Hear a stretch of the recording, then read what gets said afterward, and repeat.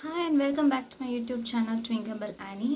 And இன்னைக்கு பார்த்தீங்க அப்படின்னா தொடர்ந்து தோல்வியை மட்டுமே சந்திச்சிட்டு இருந்த ஒரு மனிதர் எப்படி வாழ்க்கையில் வெற்றி பெற்றாரு. அது மட்டும் இல்லாமல் அந்த வெற்றி எல்லாத்தையுமே திரும்பி பார்க்குற அளவுக்கு இருந்துச்சு. யார் என்னங்கிறத வாங்க வீடியோக்குள்ளே போய் பார்த்து தெரிஞ்சுக்கலாம்.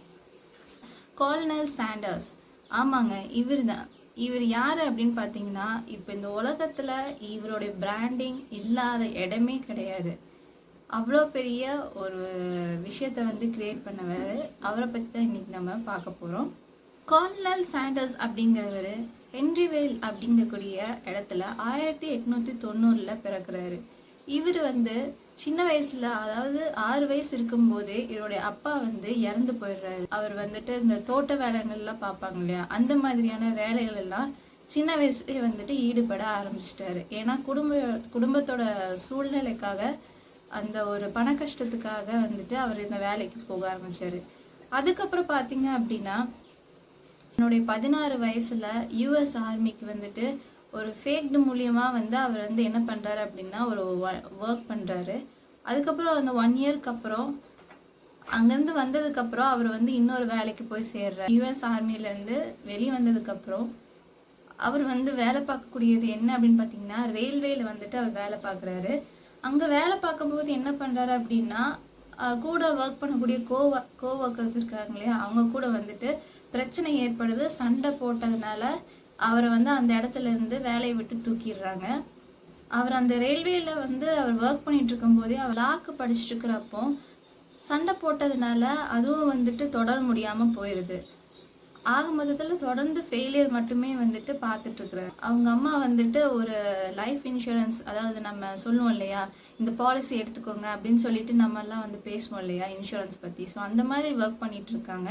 ஸோ அவங்க அம்மா என்ன பண்றாங்கன்னா, தான் கூடவே கார்னல் சாண்டர்ஸையும் இந்த வேலைக்காக கூட்டிட்டு போறாரு.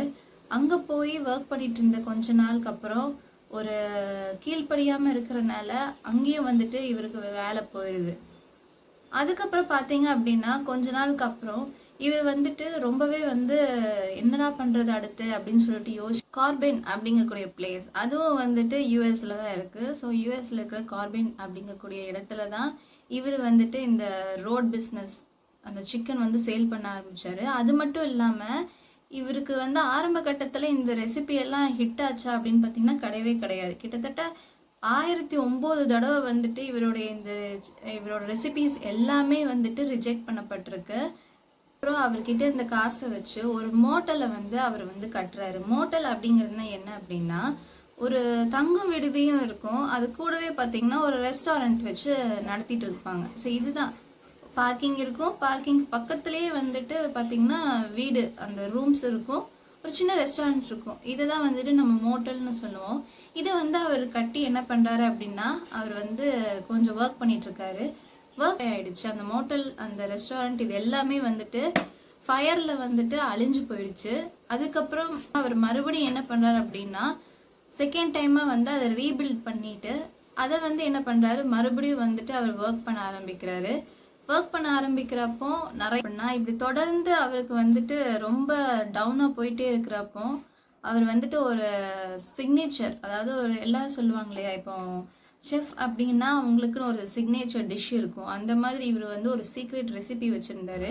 அந்த சீக்ரெட் ரெசிபி மூலமாக தான் அவர் கேஎஃப்சி அப்படிங்கிறதோட ரெஸ்டாரண்ட்ஸ் இருக்கு இவரோட பேர்ல, கேஎஃப்சிங்கிறது. பட் இதை அவர் $2 மில்லியன் வித்துடுறாரு. அதான் $15.3 மில்லியன் அப்படின்னு சொல்லிட்டு மதிப்பிடப்படுது இன்றைய மதிப்பின்படி. அது 90 வயதுல அவர் இறந்துடுறாரு. பட் அவருடைய நினைவா இப்பவும் கேஎஃப்சிக்கு அவருடைய ஃபேஸை தான் லோகோவா வச்சிருக்காங்க.